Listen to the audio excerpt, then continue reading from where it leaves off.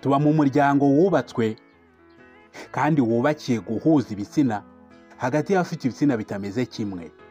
Ni ibikorwa bikorwa n'abantu hafi ya bose, nubwo kubivuga ndetse no kubigaragaza bisa n'aho ari ikizira. Buri wese muri twe ahuza igitsina n'undi byibura inshuro 3,000 mu buzima bwe bwose. Babara ko nibura icyo ari cyo gikorwa n'abantu 140 mu ijoro rimwe, kandi buri joro ibyitwa ibyiyumviro by'umubiri biganisha mu guhuza ibitsina ni kimwe mu byiyumviro ku muntu gifite ingufu kurusha izindi zose. Ni ukwiyumva ubuzima bwose bwubakiyeho, niko kwiyumva abantu dufite kuzarema ikindi gisekuru kizadusimbura hano muri iyi si dutuye. Guhuza igitsina no kwihuza hagati y'umugore n'umugabo ni ibikorwa tutanavuga ko tuvukana, ahubwo tugira ubushobozi bwabyo tugitangira kubaho na mbere y'uko tubaho. Ni ubushobozi buri wese yarazwe n'umukurambere we wa kera, ndetse kera cyane adashobora no kumenya. Mu buryo bwa siyanse cyangwa se mu ikoranabuhanga ry'umubiri, bigenda bite ngo ikinyabuzima kimwe cyifuza ikindi hagamijwe guhuza igitsina? Ni iki gisunikira ubwonko bw'umubiri w'inyamaswa zose ndetse natwe turimo kubona imiterere y'undi umuntu akumva ashaka ko yabuwe? Ni iki kiba mu mpumuro y'umuntu? Ni iki kiba mu mitungo abantu batunze gishobora gutuma ibyo utunze bigutera gukundwa, ugakundwa n'umugore, mukazabana ubuzima bwanyu bwose? Ni izihe mbaraga ubwonko bw'umuntu bufite zikurura ibyitwa jalousie sexuelle? Ibifite ubuzima byose ukuyemo udukoko cyangwa se virusi, ibindi byose bihuza igitsina. Igitsina gabo n'igitsina gore kugira ngo byose byororoke. Ku bantu b'abagabo n'abagore bahuje ubushake bw'ibanze bwo guhuza igitsina ndetse no kubyarana abana. Gusa imibiri y'aba bombi iratandukanye cyane.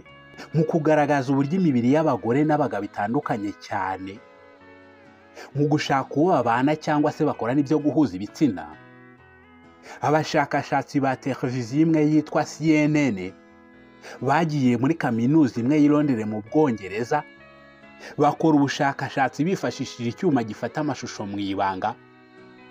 Umugabo umwe n'umugore umwe mu bashakashatsi bivanze n'abanyeshuri mu kigo, bose ntibajya hamwe, buri umwe ayukwe n'undi ayukwe. Buri wese yagendaga yegera umunyeshuri abonye aho ngaho atazi, akamubwira ko yamwitegereje kuva kare kandi yumva yamwishimiye. Akamubaza ati, ese uremera ko nimugoroba twaza kuryamana cyangwa se guhuza ibitsina? Aba bashakashatsi bashakaga kumenya itandukaniro riri hagati y'abagore n'abagabo mu guhuza ibitsina, ndetse babihuza n'abantu batazi. Abagore n'abakobwa mu babajijwe n'uwo mushakashatsi w'umugabo, nta n'umwe wamwemereye ko bakorana ibyo bintu, ndavuga guhuza ibitsina. Ahubwo banatangariraga uburyo atinyuka kubaza icyo kibazo umuntu bataziranye batigeze banamenyana namba. Ku rundi ruhande, wa mushakashatsi w'umukobwa nawe wari muri iyi kaminuza nawe arimo gukora ubushakashatsi. Abagabo 3 muri 4 uyu mushakashatsi w'umukobwa yabazaga niba bemera ko baryamana nimugoroba, ndavuga baryamana n'uyu mukobwa. 3 muri 4 bose barabyemeye. Kandi nkwibutse ko iyi ariyo nshuro ya mbere bari bahuye n'uyu mushakashatsi ubwa mbere, kandi ntibari bazi icyo agamije. Abatarabimwemereye bavugaga ko bafite ibizamini ejo ku buryo batabona umwanya w'ibyo. Nubwo duhuriye kuri byinshi abagabo n'abagore, ariko iyo bigeze mu marangamutima yo guhuza ibitsina duhita dutandukana. Hari impamvu ishingiye ku miterere n'imikorere y'umubiri wacu iteye gutya. Ku bantu mu birebana no kororoka, umugore niwe usama inda akayitwita amezi 9. Umubyeyi w'umugore igihe bimusaba ngo abyare umwana, umugabo yababyaye abarenga 100. ukurikije igisobanuro cy'uko abagabo babyara, mu mezi 9 umugabo yaba abyaye abana benshi. Abana byakugora kubara. Kugeza ubu umugabo wabyaye abana benshi ku isi ni uwari umwami wa Maroc. Yategetse Maroc hagati y'umwaka w'1672 n'1727. Yabyaye abana 888 mu myaka 32. Yanditse muri cya gitabo cy'uduhigo Guinness de Record. Iri tandukaniro rikomeye gutyo ry'ubushobozi mu kubyara hagati y'umugabo n'umugore ritangirira mu mubiri wacu imbere. Ovule ni intangangore, niko kanyangingo kanini kaba mu kinyabuzima icyo ari cyo cyose. Umugore mu buzima bwe bwose akora intangangore zitarenga 400. Spermatozoide niyo ntangangabo, niko kanyangingo gato kaba mu buzima bw'ikinyabuzima icyo ari cyo cyose. Mu guhuza ibitsina, umugabo ashobora gusohora izi ntanga 300,000,000 mu gikorwa kimwe. Uzigereranyije n'intangangore, intanga 100 n'umugore agira mu buzima bwe bwose, buri wese arumva itandukaniro. Mu buryo busanzwe ugutwitinda k'umugore bimara ibyumweru 40. Muri ibi byumweru 40 umubiri w'umugore utwika ingufu cyangwa se ibyo bita kalori 80,000. Izi ni ingufu umuntu yakoresha yiruka ibirometero 1260. Izi ni marato 30. Marato ni ibirometero 42, nubikuba na 30 urabona 1260. Ingufu zakwiruka ibirometero 1260 nizo umugore akoresha mu gutwita inda mu gihe cy'amezi 9. Umugabo we kubyara umwana bimusaba igihe kiri munsi y'icyo yakoresha ateka igi rimwe, bikanamutwara ingufu nke cyane. Hamwe n'iri tandukaniro ry'ingano y'ingufu iki gikorwa gitwara, haba ku mugabo cyangwa ku mugore, mu buryo budasabye kubitekerezaho cyane, biroroshye kumva impamvu abagore bamara igihe kinini mu mahitamo kandi bagashyiraho imirongo myinshi ngenderwaho mu birebana no guhuza ibitsina ugereranyije n'umugabo. Guhuza ibitsina bibiri bitandukanye bisa n'ibyumvikana nk'igikorwa kitagoye ku ruhande rumwe, ariko kikitonderwa cyane ku rundi. Buri wese ashobora gushyiraho imirongo ye ngenderwaho, akavuga ko yakunda umugabo runaka bitewe n'amahitamo ye, ariko siyanse cyangwa se imikorere y'umubiri w'umuntu yo igena inzira zayo binyuramo kugira ngo umuntu yishimire undi ndetse bumve bagumana ubuzima bwabo bwose, cyangwa se bakorana ibikorwa bishingiye ku marangamutima yo guhuza ibitsina. Buri wese muri twe kuri iyi ngingo yita ku miterere ndetse n'imimerere y'uwo bagiye guhuza ibitsina, ndetse n'uburyo agaragara inyuma umuntu ashakaho ubwoko bw'imibanire. Muri twese ntawe ubikora yabitekerejeho cyangwa se ngo ababizi, ariko abantu b'abagore iyo bahitamo umugabo bagirana umubano wihariye mu buryo batagizemo uruhare, ahubwo bikorwa n'umubiri wabo ndetse nabo ubwabo batabizi. Bareba abashobora kuba bafite ubuzima ku buryo bashobora kubyarana abana bafite ubuzima bwiza. Babamenya bate? Hari ubushakashatsi bwinshi bwerekanye ko imiterere y'umugabo igaragaza uko ubuzima bwe bushobora kuba buhagaze, ndetse n'ubwo ubuzima bw'abana yabyara bwaba buhagaze. Mu isi yose uramutse weretse umubiri w'abagabo uteye nka mpande 3 icuritse, ni ukuvuga munini hejuru akaba muto hasi, kandi bigaragara ko akomeye rimwe na rimwe kubera imyitozo ngororamubiri, icyo bazavuga kuri uwo mubiri kizatandukana n'icyo bazavuga ku mugabo ubyibushye, ndetse ubyibushye impande zose, hasi ndetse no hejuru. Niba ibi ngibi ari uko bimeze, ni ukuvuga ko iba ari ukuri. Ku bagabo, kugira ibitugu no kugira mu gituza hagari mu gihe hagana mu matako hananutse ni ikimenyetso cy'uko uwo muntu afite imbaraga kandi akagira ubudahangarwa bw'umubiri. Ubudahangarwa bw'umubiri bukenewe ndetse bukenewe na wa mugore. Ku bantu bo hambere, abantu babaga mu mashyamba, ibi byasobanuraga ko uwo muntu afite uturemangingo dufite ubwiza buhagije. Bavuga ko iyo umuntu w'igitsina gore abonye imiterere y'umugabo mu buryo nawe ubwo atazi, ahita atangira gupima ubushobozi bw'ubudahangarwa bw'umubiri w'umugabo ndetse n'ubwonko bw'abana uwo mugabo yabyara, yaba ku bahungu cyangwa se abakobwa. Umubiri wabo ubona umwana w'umukobwa akinjira mu bugimbi cyangwa se mu bwangavu. Aba bakobwa baba bazi neza ko igihe umubiri w'umuhungu ufite ingufu ndetse ufite n'ubudahangarwa, ushobora kubarinda n'igihe bagize ibibazo, ndetse ufite n'ubudahangarwa bwo kuzabyara abana bazima, abana bafite imbaraga. Abana b'abahungu bafite mu myaka 12, 15, 18 baba bazi neza ko umukobwa ufite umubiri munini ku gice cyo hepfo aba ashobora kubyara abana, baba abagore cyangwa se abagabo, bitabaye ngombwa ko babitekerezaho. Bose icyo baba bashaka ni ukubyara abana, kandi abana bafite ubuzima buzira umuze, abana bafite ubudahangarwa bw'umubiri. Nibyo icyiyumviro cyabo kirebana n'ibijyanye n'ibitsina nibyo kiba gikeneye. Umuntu umwe mu bantu babiri babyarana aha umwana babyaye ku bushobozi bwe bwo kurwanya indwara.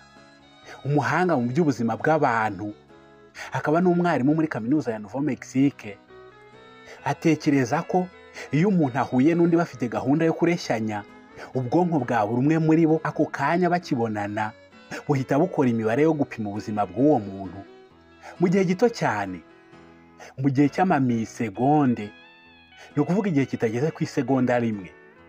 Bubikora nyir'ubwite atanabizi. Randy Sanhill yasabye abanyeshuri b'abasore kwambara imipira y'umweru, bakayikina na basikete, bakayibiriramo ibyuya. Mu byuya bya buri umwe muri twe haba harimo ubwoko bw'umusemburo witwa pheromone. Umusemburo wa buri wese muri twe utagira impumuro, ntuhumura, ntunanuka. Uvurwa n'urwungano rwitwa glande sudoripale.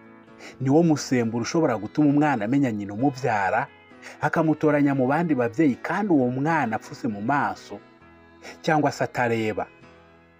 Yasabye abanyeshuri b'abakobwa kwinukiriza ya mipira abahungu bakinanye basikete, bakabikora batazi abayambaye.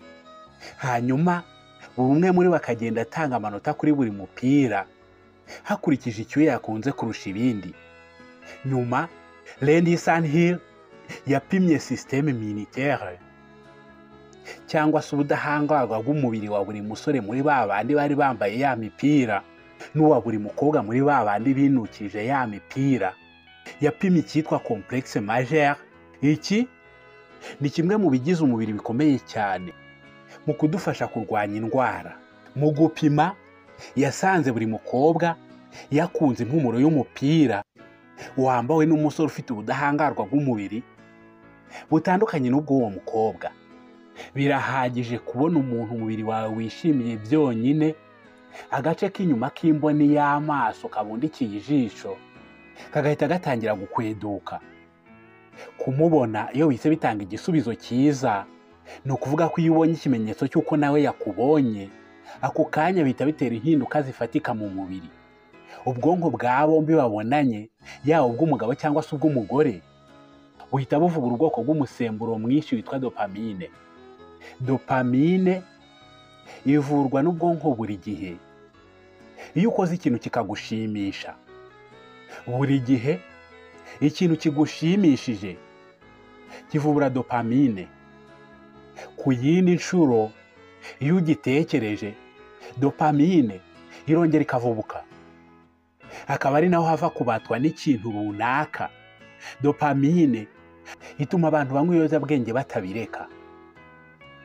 Ku ngingo yo guhuza ibitsina, iyo umuntu abonye undi akumva aramukunze, ndetse no ku rundi ruhande bikaba uko, imibiri y'aba bombi ihita ivubura dopamine. Niyo mpamvu umuntu wakunze undi hari ubwo buri gihe yumva ashaka kumubona, kuko uwamutekereje ubwonko buvubura wa musemburo w'ibyishimo maze akamushaka nk'uko umwataba arishaka. Iyo bigenze gutya, urwungano rwitwa adrenale ruhita ruvura undi musemburo witwa adrenaline. Ni umusemburo wongera ingano y'amaraso umutima ukwirakwiza mu mubiri. Kuri iyi ngingo ho, adrenaline ivubutse ihita iyobya amaraso yajyaga mu gifu. Iyo amaraso yajyaga mu gifu ahinduye inzira, bihita bigutera icyitwa trake. Ni ukumva mu nda hasa n'ahajemo umuyaga, ariko bigasa n'ibikuzamuramo amarangamutima yo kwishima. Hanyuma amaraso menshi ahita azamuka, akaba menshi mu munwa ndetse no mu bice by'imyororokere. Iyo umugabo abonye umugore akumva aramukunze, cyangwa se umugore akabona umugabo akumva aramukunze, ibi byose biba mu kanya nk'ako dukoresha duhumbya. Ibimenyetso byabyo bigaragara inyuma ku mubiri, byambaye umwambaro wo kubura uko umuntu yifata. Isura ikamugaragaza nk'umuntu wishimye ariko wabangamiwe. Iki gihe biba bikomereye ubwonko bwawe gutekereza ikindi kintu kitari uwo muntu muri kumwe. Gusa kwishimira umuntu bitewe n'uko asa cyangwa se uko ateye, ibi ntabwo bihagije. Hari ubushakashatsi bwakozwe n'Abanyamerika bwagaragaje ko abagabo bafite ingo cyangwa se abagabo bubatse binjiza amafaranga menshi kugera kuri 50% kurusha abagabo bafite imyaka imwe n'iyabo ariko batubatse. Aba bashakashatsi batekereza ko impamvu yo kunguka amafaranga menshi ku bagabo bubatse ingo ari uko imyumvire y'abagore mu birebana n'ibitsina ibasunikira mu guhitamo umugabo babona ko azashobora kubesha abamukomokaho. Ibi ntabwo biba bisobanuye ko igitsina gore gishyira ingufu mu gushaka umugabo ufite ubugabo bwo gushaka ubutunzi. Akenshi biba nyiri ukubikora atanabigizemo uruhare, ushaka kureba uburyo ubutunzi bw'umugabo ari ingenzi. Ku nyamaswa zose z'ingore byagusaba gusura zimwe muri zo, cyangwa bya bigo bituramo inyamaswa. Mu isi y'inyamaswa, ingabo ifite ubutunzi ikundwa n'ingore zitagira umubare. Nk'urugero, ubwoko bw'inyoni ziba mu mazi zitajya ziguruka zitwa penguin. Kuri bumwe mu bwoko bwa penguin, amabuye ni ubutunzi bukomeye cyane.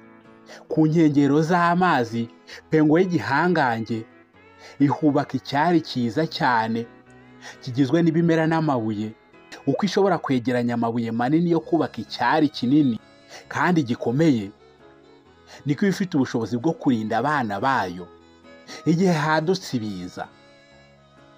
Uko ni nako kandi ibifite ubushobozi bwo kurinda igi ryayo rikazavamo umwana ufite ubuzima bwiza. Iyi ntishobora kubura penguin y'ingore. Penguin z'ingore ntabwo zishaka penguin z'ingabo zifite ubutunzi gusa, ahubwo zishaka izifite ubushobozi bwo kuzarinda n'abana bazabyarana. Ntabwo biba henshi, ariko muri Leta Zunze Ubumwe za Amerika hari amashyirahamwe akora akazi ko guhuza abagore babyifuza ndetse n'abagabo babyifuza bahuriye mu mahuriro yitwa Millionaires Club. Hari nk'iyitwa Matchmaker yubatswe n'igitekerezo cy'uwitwa Batista Ngaire. Bafite urubuga rwa interinete, ushobora no kurusura. Avuga ko muri uyu muryango wacu abagore badafite uburenganzira bwo kubaza abagabo babo ingano y'amafaranga bakorera, kandi byari bikwiye. Avuga ko yagize igitekerezo cyo gushinga uyu muryango kubera ko yabonye ko abagabo bafite amafaranga. Abo bagabo baba bakora cyane ngo maze ntibabone umwanya wo kwita ku by'imibanire. Mu kubafasha, nicyo cyatumye ashinga ishyirahamwe aho abagore nabo bafite ibibazo by'imibanire bahuzwa n'abagabo nabo badafite umwanya w'icyo gikorwa. Abaherwe bavuye imihanda yose bishyura $20,000 by'amadolari kugira ngo baje muri iryo shyirahamwe. Abagore bo ntacyo bishyura. Aba bemeza ko amafaranga ari ingenzi cyane ku ngingo yo gushaka abana ndetse no kubarera. Niba abagabo bafite impamvu 1000 zo guterwa ishema nuko hari icyo batunze, no mu nyamaswa, inyamaswa z'ingabo ziba zifite ububasha bwinshi bwihariye bwo kwereka inyamaswa z'ingore ko nazo zifite ubwo bubasha. bwo kuba hari icyo zakora ndetse zikagikorera umuryango mugari w'izo nyamaswa. Hashije ibinyejana by'ibihumbi by'imyaka, abantu bariho icyo gihe batasaga natwe batangiye guhitamo abo babana cyangwa se abo babyarana bashingiye ku bazi ubwenge kurusha abandi. Hari abashakashatsi bavuga ko kuva iki gihe aribwo ubwenge bw'abantu bwatangiye kwiyongera. Birashoboka cyane ko ubwenge bw'abantu bwongerewe cyane n'ubushobozi bwabo mu guhitamo abo babana. Bemeza ko tutateje imbere ngo tunakuze ubwonko bwacu gusa kugira ngo tubeho byonyine. Ubwonko bwacu bunadufasha kubona no guhitamo umubanyi mwiza, umugabo cyangwa se umugore. Ikimenyetso cy'uko ubwonko bw'umuntu bwatejwe imbere ndetse bukongererwa ubushobozi no guhitamo uwo muzabana kirigaragaza. Hari inyoni yitwa pawu. Ni inyoni ifite ubunini busanzwe ariko ikagira imirizo miremire cyane. Hari igihe bene iyi nyoni ijya itaraza imirizo yayo, ibirizo bikaba binini cyane, bigataraka bigafata ubuso bunini kandi bifite amabara menshi cyane, amabara meza ku buryo ubona bisa n'imitako. Kenshi iyi nyoni ikora ibi iyo ishaka kureshya indi y'ingore kugira ngo itaratse imirizo yayo kandi yiha amabara y'imitako. Bigisaba gukoresha ingufu z'ubwonko nyinshi cyane yagakoresheje ibindi bikorwa biyigirira akamaro. Ibi abahanga babyita ubumuga. Niyo mpamvu babyita principe du handicap. Kuri twebwe abantu hari abahanga bavuga ko ubwonko bunini ariko bubamo ubwenge bwinshi. Gusa ubwonko bunini nabwo butwara ingufu nyinshi mu mubiri wa nyirabwo. 20% by'umwuka mwiza twinjiza mu mazuru yacu, 25% by'ingufu umubiri wacu ukora, ndetse na 40% by'isukari twinjiza mu mubiri, byose byigira mu bwonko. Ubwonko ni igice cy'umubiri gifite agaciro kenshi kandi kitihishira. Ni igice gitwara ingufu nyinshi z'umubiri kandi kenshi ubwonko tukabukoresha mu kintu kidafite aho gihuriye n'umubiri. Tubukoresha tuvuga ibitari ngombwa cyangwa se tunagerageza gushaka icyubahiro n'iraha, nyamara ibi tutabifite twabaho. Bavuga ko ubwenge n'ingufu z'ubwonko abantu bakoresha mu kugaragaza ko bakomeye mu rwego rwo kureshya b'igitsina gitandukanye n'icyabo, nabyo bigaragaza ubwenge bw'umuntu muri ya ngingo ya principe du handicap. Ubuhanga ubwenge bwacu bufite bwo kurema cyangwa guhimba nibwo bwavuyemo ubwenge bwo kuvuga indimi, gucuranga umuziki ndetse no kuwiririmba, ubugeni ndetse na siyanse. Ubwonko bwacu bwagize ubu bushobozi mu magana y'imyaka ishize, ubwo abakurambere bacu batangiraga kujya bashaka abagore, akenshi bitaye ku bwenge bwabo.